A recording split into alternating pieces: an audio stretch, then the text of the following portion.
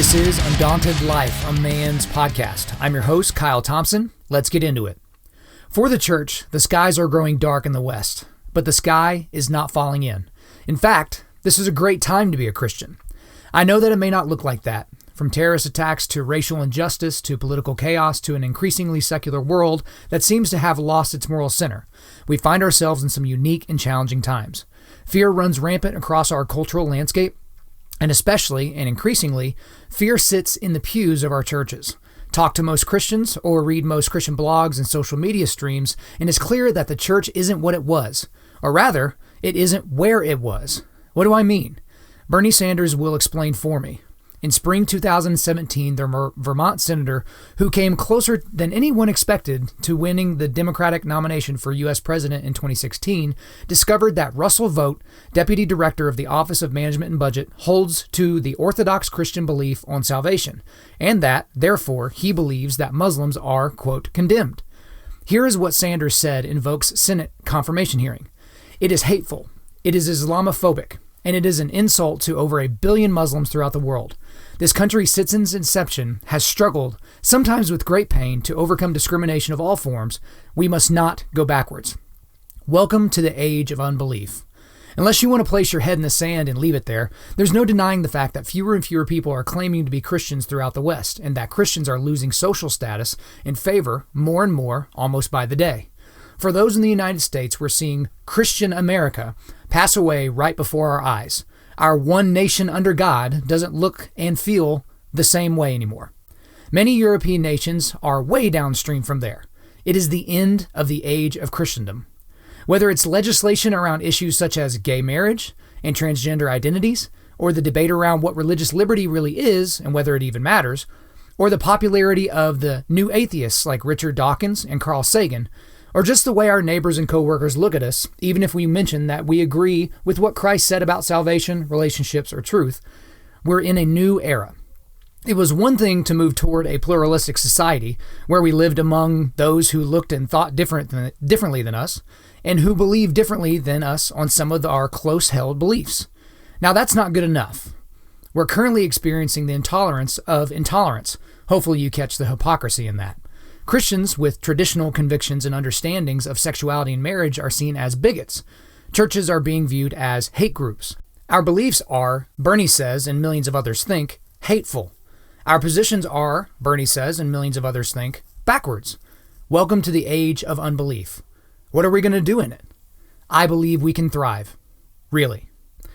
That was an excerpt from the introduction to Take Heart, Christian Courage in the Age of Unbelief, which was just released this week. So if you're listening to this on time, it was just released this week. And that was written by Matt Chandler, who's the lead teaching pastor over at the Village Church down in Dallas. And so this podcast today is going to be a review of that book. So first of all, I'd just like to really thank the Village Church and their team for sending me an advance copy of this book. I was able to read it a couple of months ago to kind of formulate my thoughts on it and get a really good idea as to what I think this could do for my audience and for people that look at Undaunted.Life or in men's ministry. And so that was just a really, really nice thing of them to do, to send that my direction. I really enjoyed getting to read an advance copy. Now, obviously, if you've been following me or have been following this ministry for any length of time, you know that we have like a super massive theological man crush on Matt Chandler. We just love him here at Undaunted.Life.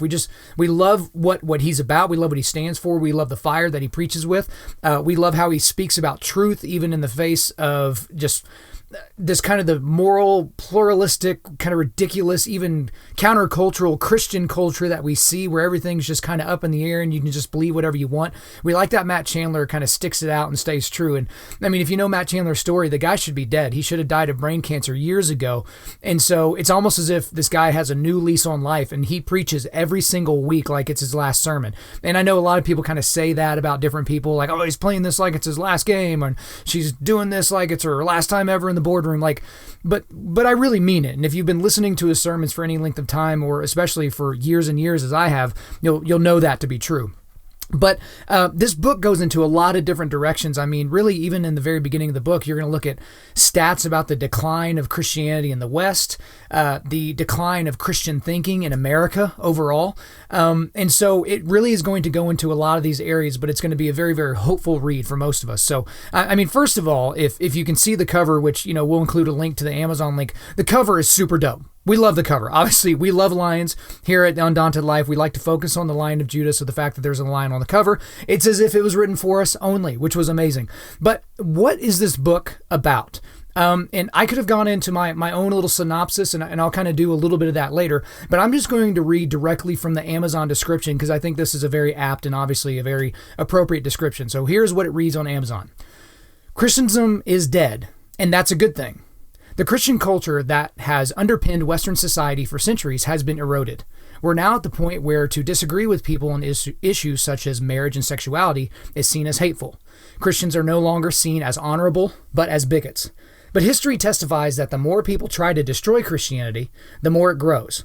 So we are entering an exciting period of time because we're back in the place where Christ's church can survive and thrive, at the margins of society. In this stirring, passionate book, Matt Chandler shows us we need Christian courage like never before, and how to live with compassion and conviction, able to look around positively and reach out confidently. It encourages us not to be thwarted by fear, but to depend on God and have confidence that Christ will build his church, despite continual marginalization. A must-read for any Christian who wants to understand how to stand firm and walk forwards in an increasingly secular culture. Okay, so what I'm going to do today is I'm going to review this book and some of my major takeaways from this and really summarize some of the content without giving too much away. So if you've read the book already by the time that you've heard this podcast, you're going to know that I'm going to go over a lot of different things, but I'm leaving out a lot of the meat of the book because I want you to experience that in the narrative way that Matt Chandler puts it out there, okay? So let's just go ahead and launch into this, okay? The beginning of the book kind of goes into a discussion of the plight of Christianity and Christian thinking in the modern West. And I think that's an important distinction because we think of, Christianity's on the decline, it's being attacked, but really it's Christian thinking as well. It's like Christianity as a worldview. So all of us tend to respond to the plight a little differently. And Chandler did a really, really great job of putting our different responses into these four categories. So we're seeing this anti-Christian nature going on. How do we respond to it? So here are the four approaches that he threw out there. The first one is the converting culture approach. The converting culture approach. So in this approach, you want to make sure that culture reflects Christian and or biblical principles and values. That's what you want to make sure it happens. So think, the modern Christian right politically. So, different politicians that you've identified with that would even call themselves Christian right. That's kind of where this approach comes from. So this could lead to some unholy alliances with groups that we don't necessarily want to align with. And I think that goes really well with a quote from this section. And here's the quote. And yes, Christians are called to seek the good of those around us and to pursue justice and to love good and shun evil. But we get into trouble when we confuse the earthly city with the heavenly city. Until Christ returns, this world will never look as it should. You can't use politics to build the New Jerusalem, and you can't legislate people into the kingdom of God. Okay, so that's the converting culture approach. The second approach he talks about is the condemning culture approach. You'll probably be very familiar with this one. So basically, we are going to remove ourselves from culture. As Christians, we're just going to be outside of culture.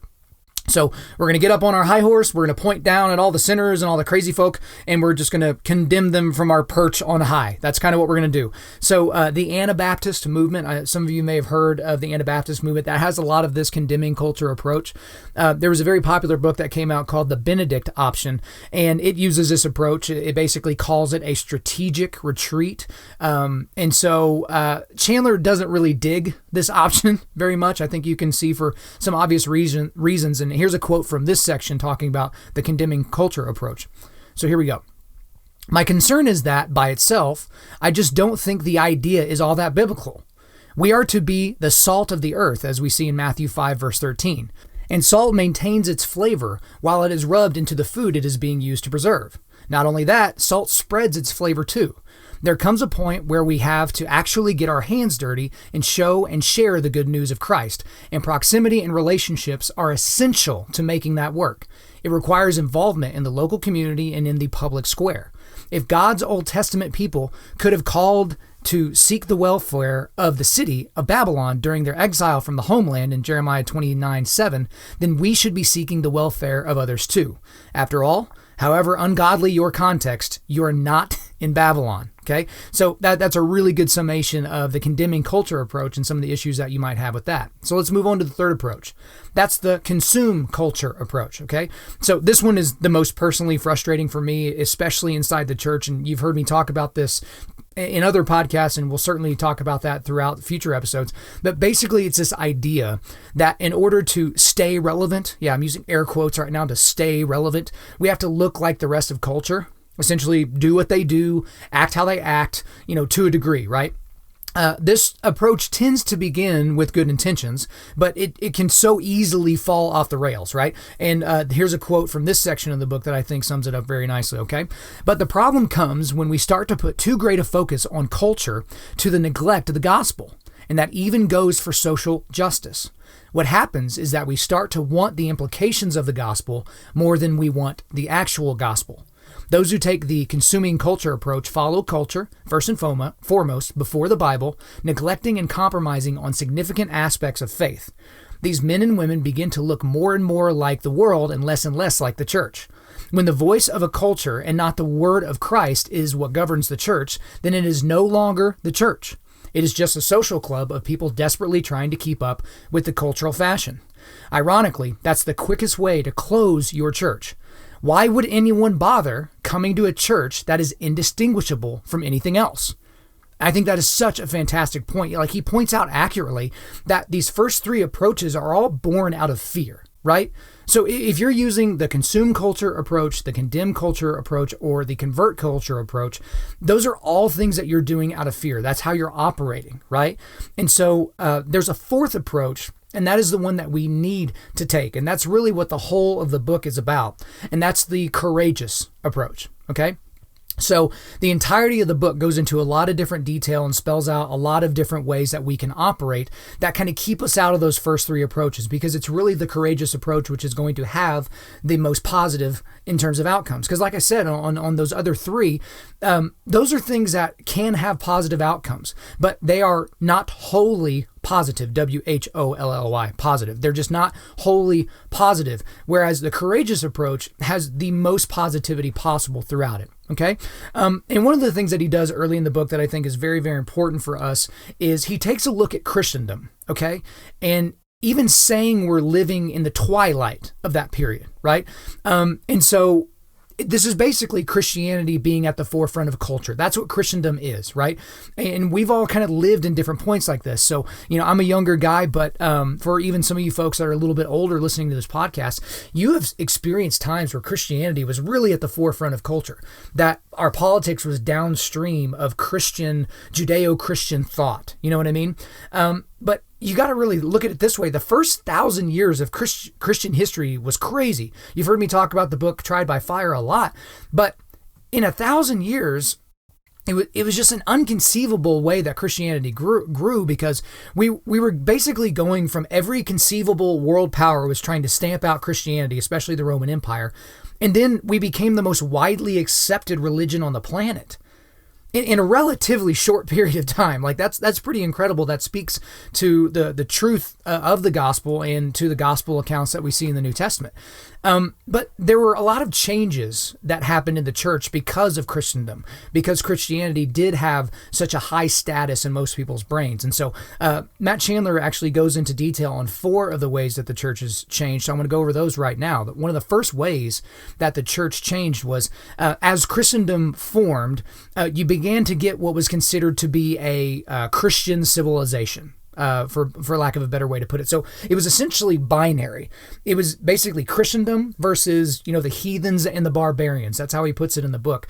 And so basically, your faith and how you set up your life had largely to do with where you were born, right? If you were born in a Christian nation, a Christian civilization, well, then you were just a Christian, almost by writ of birth, right? But if you were born in a place that did not look at Christianity in the same way, that did not have a Christian culture, you were seen as outside of that, right? You're a heathen or a barbarian. The second way that it changed the church is the church moved kind of from the margins of society and became basically the center of political and cultural power. So this is really a far cry from what we saw in the early Roman Empire, just because a lot of things in that time, we learn a lot about the martyrs, and so how they were physically tortured and the ways that they were destroyed and martyred. But that wasn't the only way that they were maligned. A lot of these early Christians were just basically kept out of the public square. They were being, there was prejudice against them in terms of hiring, in terms of business dealings. They were just kind of seen as outside of the culture, right? But, now the church has kind of moved away from that to being at the center of all these decisions that are happening. The third way that the church changed was that Sunday became an official day of rest, and that church going was at the very least socially mandatory. And so now when you see children, they may not understand what that socially mandatory thing means in terms of church. But I know in my parents' generation, especially living in Oklahoma, growing up in Oklahoma, that was just something you did. You went to church. Right? It didn't matter if you believed. It didn't matter if you got anything out of it. You just went because that's the thing that you needed to do. If you ran a business, you were not open on Sunday. Like, that is just not something that you saw.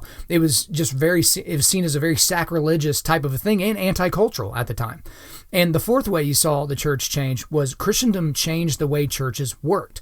So if you think about it this way, and we've talked about back on the fourth podcast, kind of how men have left the church and why and those different things. But part of that is now we have large groups of professional Christians, I guess would be the best way to look at it. So these are your pastors or your people that work for a church or something like that.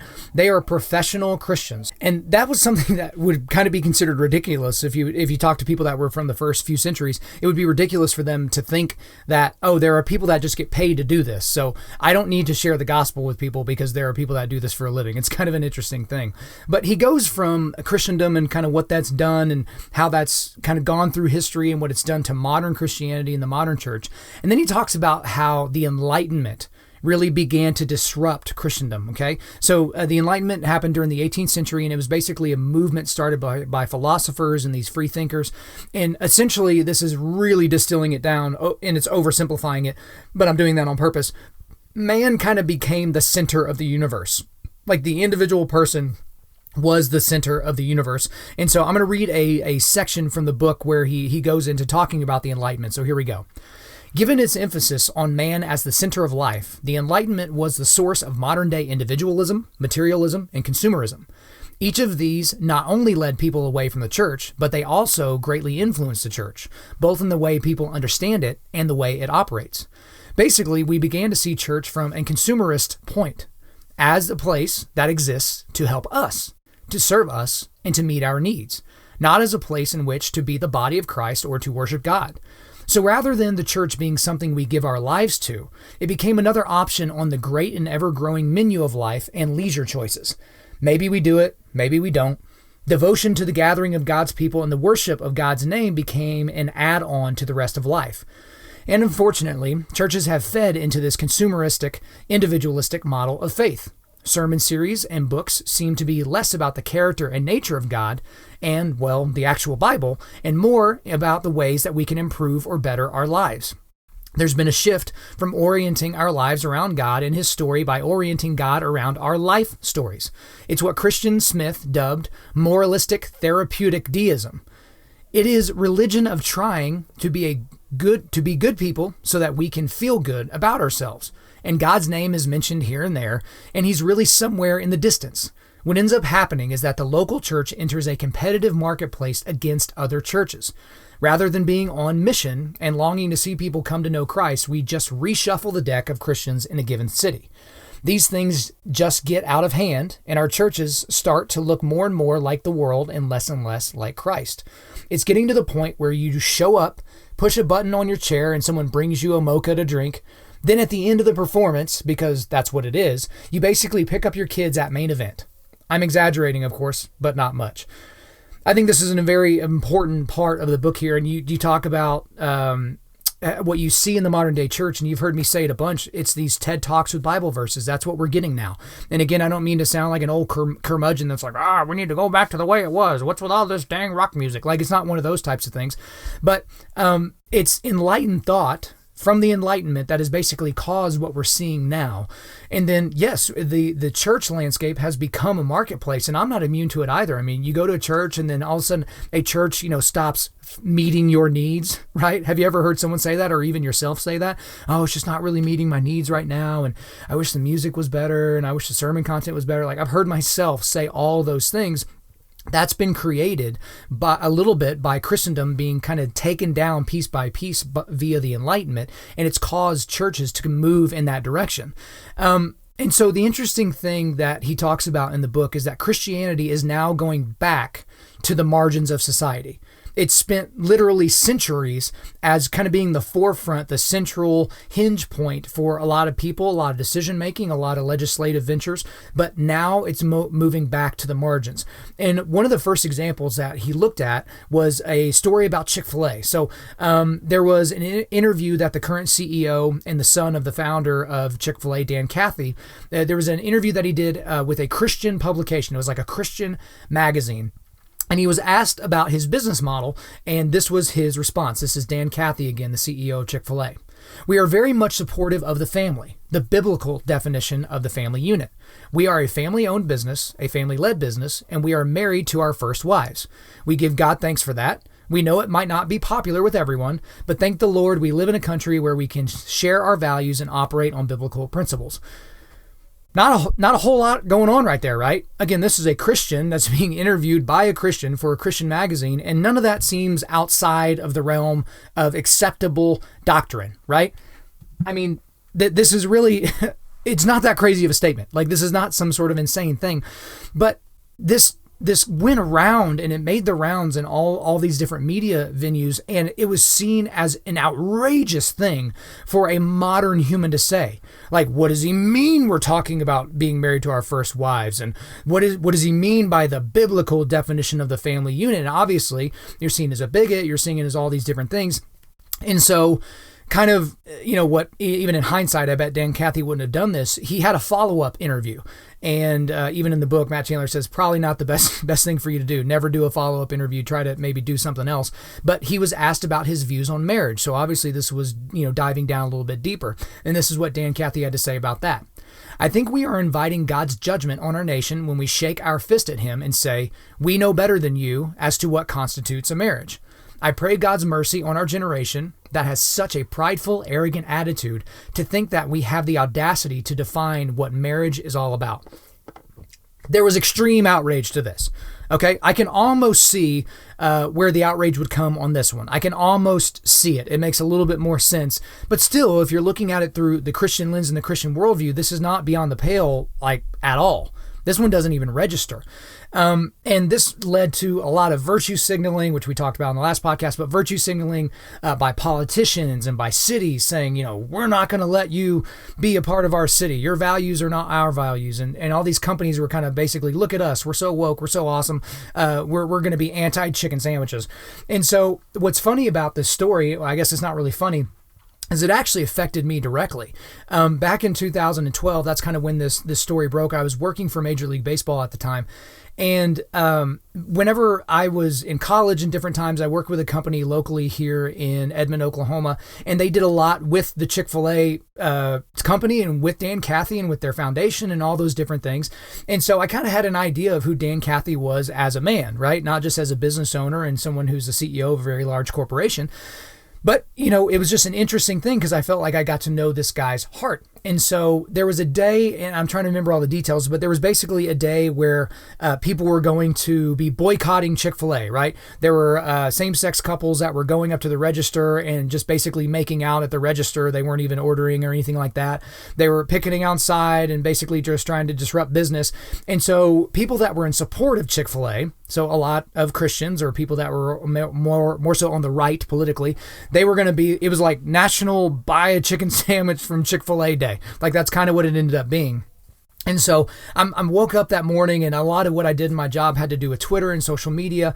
And so I saw kind of this outrage, and I didn't really look very far into it, like where it came from and what everyone was saying. I just saw that there were two people on the issues. In my head, I'm thinking, so today in this country, buying a chicken sandwich and or not buying a chicken sandwich is some big like political statement. And I thought about how ridiculous that was. And so I tweeted something along the lines of, well, I guess this is where we're living now. So everybody enjoy your chicken sandwiches today. Like, let's go support Chick-fil-A. It was something like that. And the pushback and really the negativity that I got from Major League Baseball for putting that tweet out there was fairly substantial. There was like an entire group of people that were part of the marketing team that kind of stopped me and talked to me about, do you know the ramifications of what you said? And gosh, how that could be seen as offensive. And we know it's your own Twitter account, but you are representing Major League Baseball right now. And I was just sitting there almost like, what are they talking about? Like, this is ridiculous. Now, I did not realize that one of the C-suite executives for Chick-fil-A, I think he died of a heart attack. I think it was the guy who was handling the PR of the issue. I didn't know that. Not that necessarily would have changed what I put out there.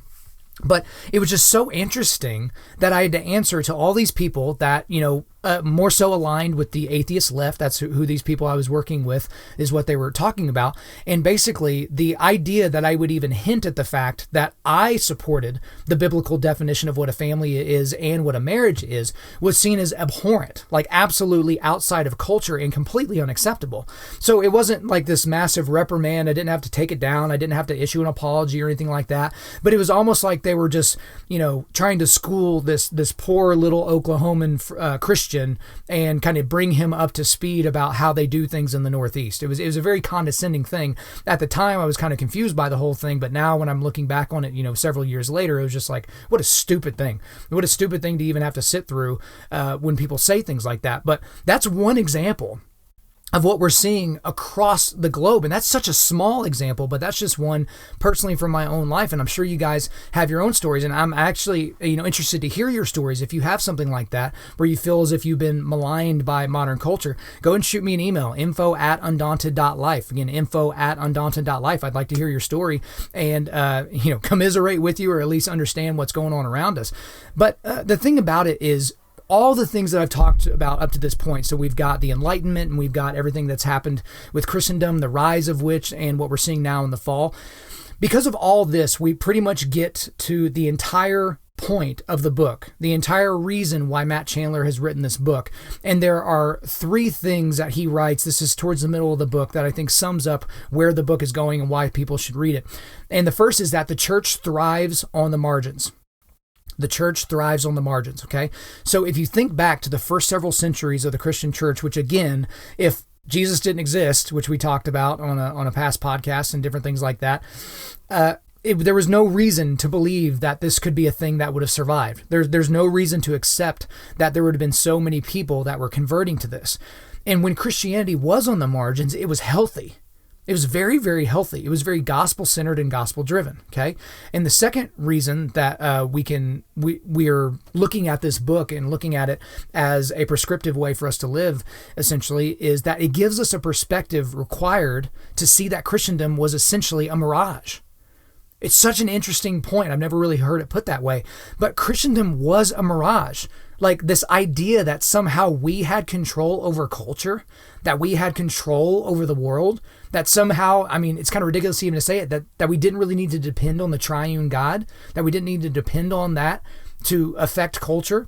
Because whenever Christianity is at the center of everyone's mind and at the center of legislation and of politics and of culture, you don't really feel the need to ask the Holy Spirit to intercede for you, right? It's kind of one of those types of things. But it's great that we've seen the mirage kind of break down right now, that it's like, look, it looked like Christians were in control, looked like Christianity was dominating culture, but that was never really the case. And the third thing we look at here is, and this is Matt Chandler saying this, but he says, I don't mourn the passing of Christendom because I think a lot of people claim to be Christians who aren't Christians. And if you listen to Matt Chandler's sermons, which I would highly, highly, highly suggest that you do that. I listen to the Village Church podcast every week.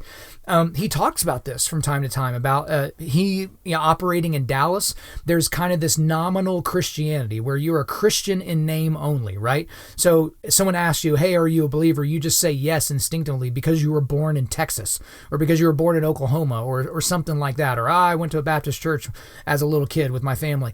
And so what you get is when Christianity is at the center of things, and when it's the dominant ideology and the dominant party, if you look at it politically, right? When it's the dominant type of thing, you just kind of say, yeah, I check that box. Like, I'm cool with that. Yeah, I'll call myself a Christian, without any true understanding about what being a Christian is and what the gospel even means. And so I think that's very important for us to think about, is when we're looking at the points of this book, and when we're looking at where we're at currently in Christianity, we have to be realistic about where we're at. Okay, so I'm going to read a quote here actually from chapter 3, and this is a quote about courage, because again, I talked about this when I talked in the Virtue Signaling podcast, which wasn't one podcast ago, it was 2 podcasts ago.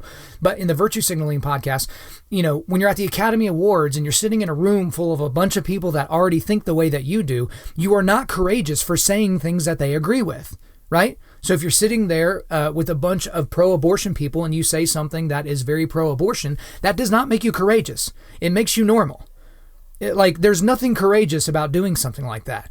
And so I think it's important for us to look at courage in the right way, especially since that's one of the central themes of this book. So there's a quote in chapter 3 by James Neal Hollingworth, and it's this: "Courage is not the absence of fear, but rather the judgment that something else is more important than one's fear."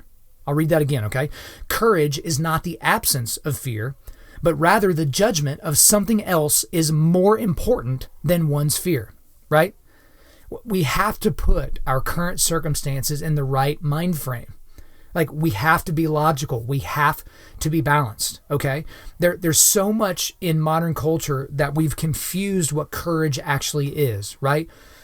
I think most people would see, a police officer jumping, guarding someone with their body to protect them from bullets is courageous.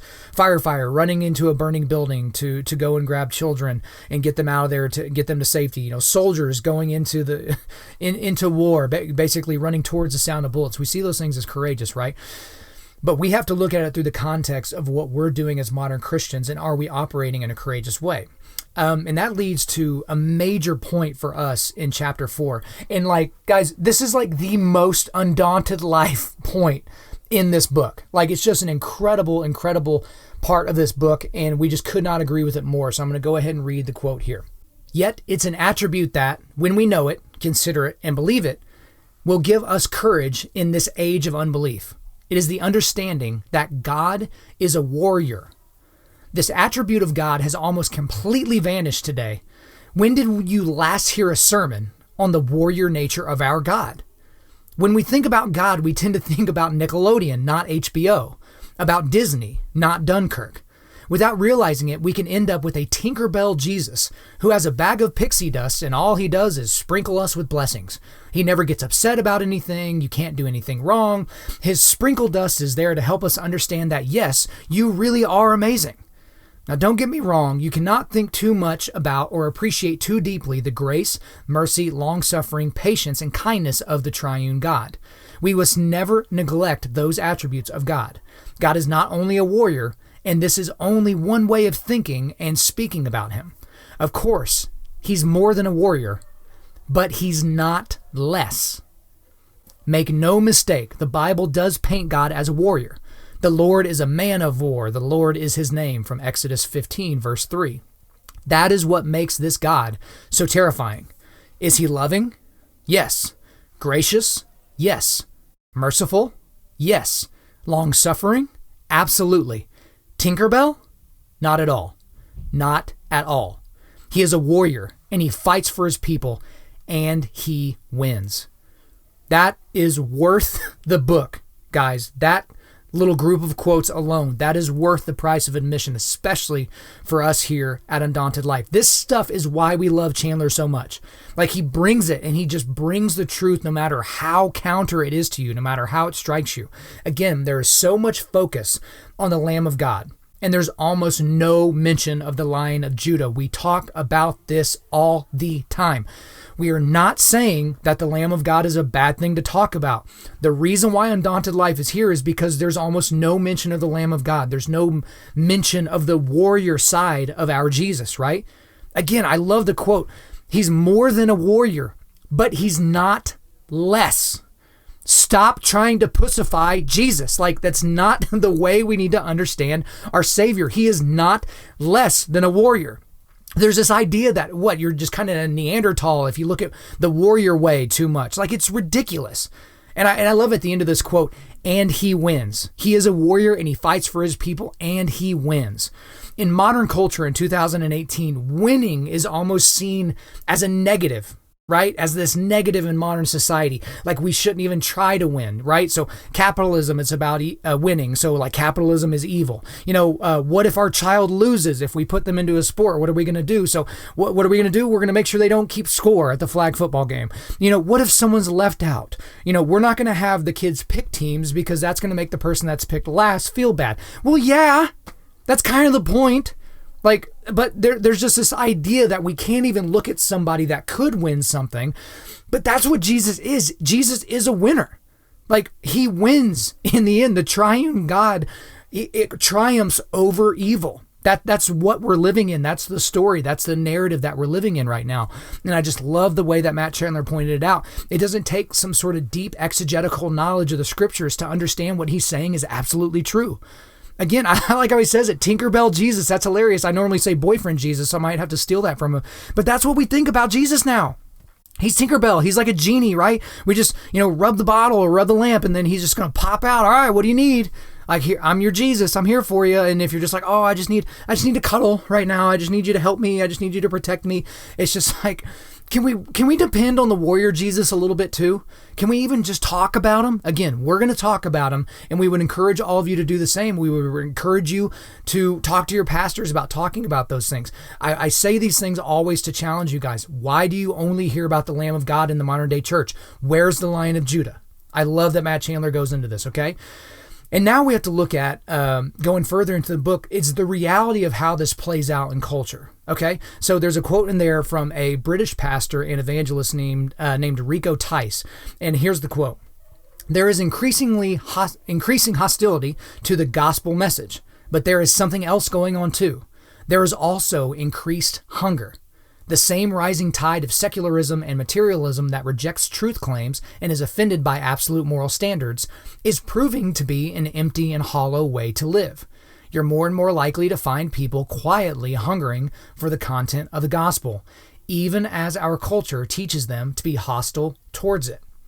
That is such an important line. That last line right there, I'll reread it. Even as our culture teaches them to be hostile towards it. That is the reality of where we're living, guys. Your head is in the sand if you think anything differently, okay? For those of you listening that have children that are in school, what is it that you think the teachers are telling them? Now, you may be homeschooling them, maybe they're in a private school or something like that, but a lot of these teachers seem to align the same politically. A lot of these teachers' unions seem to have a particular worldview that they want to be espoused within those classrooms, right? Our culture is teaching our children to be hostile towards the reality of the gospel, right? It's pushing them towards pluralism. It's pushing them towards secularism and materialism and narcissism and all those different things. And we have to be able to stand in the opposite direction. Okay? I mean, the gospel itself was always going to rub people the wrong way. Because it draws a line in the sand, right? And lines in the sand, especially now, are very, very uncomfortable. Everybody wants a squiggly line, but it only squiggles when they want it to squiggle, and they want to erase parts of the line as well, right? And the more pluralistic we think, and the more pluralistic we go, the rougher the gospel will feel to people. But it doesn't actually make the gospel any rougher, right? It's good news, after all. That's what the word means. But the gospel will feel rougher. But it's the same gospel. We don't need to change it. If you go back to some of the approaches we talked about earlier, this idea that we have to change the gospel so it's more efficient or that it's communicated better so that people accept it more. We kind of don't talk about certain parts of the Bible. We talk about others. There's no reason to display the gospel in any other form or fashion than how it's currently being displayed. Like, that's it. And so there is an increased hunger for things that kind of buck modern culture. And here we're also big fans of Jordan Peterson here at Undaunted.Life. And I just recently was listening to an interview that he did, and it was very important because he was kind of talking about something very similar to this. So I'm going to actually read a quote here from that interview. "You see, because I see the same thing when I'm talking. My audiences are often composed mostly of men between, say, 20 and 35. Not exactly young, but young enough. And they're desperate for a discussion about responsibility and fair play and noble being and working properly in the world, and to hear the idea that their lives actually matter, that if they straighten themselves up and fly right, that they'll have a beneficial effect on themselves and their family and the community, and that the world is starving for that. And then through them as individuals, not for them as a group, but for each of them as individuals. Yeah, it breaks me up. Every time the topic comes up, it breaks me up because it's so damn sad. We're so stupid. We're alienating young men. We're telling them that they're patriarchal oppressors and denizens of rape culture and tyrants in waiting, and that we fail to discriminate between their competence and their tyranny. And it's just awful. It's so destructive. It's so unnecessary. And it's so sad." What's important about that quote by Dr. Jordan Peterson is that he's having a lot of men in his audience that are wanting to be talked to about how to be a good, noble man, about how to take responsibility. All these things we've basically been told that modern boys don't want, right? We've been told that these modern boys and these teenagers and these young men, that they don't want to be responsible. They just want to play video games. Well, not necessarily. That's what they're defaulting to. Because, for a lot of guys, and this to be true about yourself, it's certainly true about me, if there's not a great chance that I'm going to win at something, I'm probably not going to do it, right? I mean, to a degree, right? So if there's a sport that's just, you're absolutely awful at, and it's not important to you to get better at that, you're probably just not going to play. That's that whole concept of, I'm going to take my ball and go home type of thing. I mean, it's that same type of an idea. So if guys are constantly told that they're awful, that they're, perpetuating rape culture, and that they're a part of the patriarchy that is destroying Western society and all these different things, where do you think they're going to retreat to? They're going to retreat to places where they're in complete control. They're in complete control of their world when they're playing Madden, when they're playing Call of Duty, when they're playing World of Warcraft. They're in complete control of that, right? They're in complete control of their fantasy football roster, their fantasy baseball roster. They're completely in control of that. They can make trades, they can drop players, they can, change their lineup however they want. So they retreat to the places where they have control. How about pornography? They retreat into pornography, right? Because they can control what happens there. Because if they're done looking at a woman performing an act, they go to the next one. And the next one, and the next one, and the next one, and the next one, until they decide they want to ejaculate, right? Like that's where they have control. So we're constantly going to be seeing men moving towards those sides of things where they are in complete control. And I'm going to bring it back around to the original point here, which is there's the reality of how this is going to play out in culture for us. It takes courage in the modern culture to express yourself and express the gospel as a part of who you are as a person. And for a man, that's what's going to actually take courage, to be able to stand up and do those types of things. And this book ends with, how we can be courageous, and it encourages us by demonstrably stating that we, all of us, were made for right now. Like, this was not an accident. So for all of you listening to this podcast right now, it's not an accident that you're alive in 2018, that you weren't born 1,000 years ago or 1,000 years from now or somewhere in between. Like, there's a reason for you being here right now, okay? We were made to operate in this post-Christendom world. But this is my encouragement to you guys, and that's what's encouraging about this book as well, is you have to be ready for it. Because a lot of us are front runners.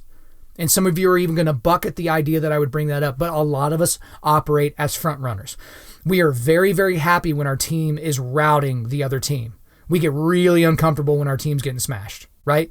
We love to be a part of a team at work that is succeeding, but if they even suggest that you would go to a weaker team that you could potentially make better, some of us, it's just in our core of our being, we don't want to do that. We're okay with being front runners. Well, guys, the days that Christianity is the front runner in society and in how people think, they're done. They're finished. I'm not saying they can't come back. This isn't like a hellfire and brimstone type of thing, but those days are gone. They're just gone. Especially if you're listening to this in the United States. It's going away. especially if the United States goes the way of Europe, where everything is becoming very socialistic and very even more pluralistic than what you can imagine, and the standards go into the toilet. That's where the country continues to go as well. And so you have to be able to be ready for that. You have to prepare your heart, you have to steel your senses, and you have to make sure that you can operate in that type of an environment. Okay, so as we wrap up here on the review of the book, I want to give everyone listening to this podcast the 3 reasons why modern Christian men should read this book. Okay, and they're fairly simple and fairly straightforward. The first one is it's short. Okay, and I hate that I even have to say that, but I know my audience. Guys, this book is just over 100 pages long. This is not some super voluminous thing. It's not like reading an encyclopedia. It's not like reading the Odyssey. It's very short. It's very, very readable. Okay. But also, this should serve as a primer for other materials or other things that you should be thinking deeply about. Okay. And one thing that I want this to lead to for you is to read another book by Matt Chandler, which is called The Explicit Gospel. So this is probably like a top 5 favorite book for me. So obviously we put out that list on our website that we talk about all the time, the 100 books that every modern Christian man should read. That's in my top 5 on that list. Like, we don't have that list, set up in like a top 1 through 100 type of thing, but that's a top 5 book. That's the best book that Matt Chandler's ever written. And I'm not hating on his other books. I'm obviously reviewing one of those as we speak, but it's an incredible book. And so this book has a lot of the same qualities of that other one, but the Explicit Gospel gets into such a more definitive nature of how the gospel should operate in our lives. And it's completely appropriate when we're talking about how it operates in modern culture. Okay. So first reason to read this book, it's short. You can read it in like an hour and a half, guys. So quit belly aching, just nut up and read it. The second is it will call out your cowardice towards modern culture, okay? Because we live in this culture, we don't really want to offend anybody, and we don't want to put a mean comment on social media because we don't want it to be taken out of context. But guys, the gospel is offensive. That doesn't mean you need to be offensive while you're displaying it to somebody, but it is offensive. You are challenging people's worldviews, and Satan has got most of these people by the balls. And so if you're thinking through a pluralistic, materialistic mindset, that is of the devil. It's not of God. And so the gospel is going to be contrary to that, right? It's going to be vinegar in the mouth of these people that are spewing these hate-filled ideologies, okay? So again, the second reason you should read this book is it will call out your cowardice towards modern culture. And the final reason is it will reinforce the wholeness of the person of Jesus, the wholeness of the person of Jesus. Again, we say it all the time, and we will continue to say it. He is lamb and lion, okay? He is caring and powerful. He is supporter and warrior. He is both. He's not 50% one, 50% the other. He is wholly both, 100% both. Again, just to repeat, the 3 reasons why you should read this book. Number 1, it's short. Number 2, it will call out your cowardice towards modern culture. Number 3, it will reinforce the wholeness of the person of Jesus. All right, guys, before we let you go, we're going to do a quick resilience boost. As you know by now, we are a men's ministry, and our mission is cultivating manly resilience. Specifically, we do that by providing content like this podcast that forges spiritual, mental, and physical toughness. And today, it's a mental and spiritual resilience boost for you. And every time we review a book, that's going to be one of the things that we suggest. So make sure you pick up a copy of Take Heart, Christian Courage in the Age of Unbelief by Matt Chandler. Pick it up on Amazon. The link to that is going to be in the description. Pick it up at your local bookstore, do it on your e-reader, whatever you need to do. Make sure you get that. While at the same time you're buying that book, go ahead and put the Explicit Gospel on your list. Like I mentioned, this is going to be, Take Heart is going to be a book that kind of will springboard you into other ways of thinking. You cannot go wrong by reading the Explicit Gospel. There's also like a group study that goes with that I've taken groups of people through before. So if you're the type of person that leads a Bible study or a Sunday school or a men's group, that I could not recommend that content any higher than that. So that concludes our review of the book Take Heart, and we just want to thank you so much for listening all the way to the end of the podcast. Please subscribe on iTunes, SoundCloud, or Google Play and refer your friends to listen, and please share this on social media. Use the hashtag Undaunted.Life. We'll be sure to find the post. Guys, if we deserve a 5-star review, please leave us one and go ahead and leave a little note when you do so. Our website is www.Undaunted.Life. You can follow us on Instagram and Twitter at Undaunted.Life. and facebook.com/Undaunted.Life. Check out our free devotionals on the YouVersion Bible app. Just search Undaunted.Life under the plans. As always, we want to thank the band August Burns Red for allowing us to use their music library for our content. The intro-outro track on this podcast is their song King of Sorrow, which is off their latest record entitled Phantom Anthem. The links to all of this are in the description. I'm your host, Kyle Thompson. Remember, keep cultivating manly resilience, keep forging spiritual, mental, and physical toughness, keep seeking the Lion of Judah.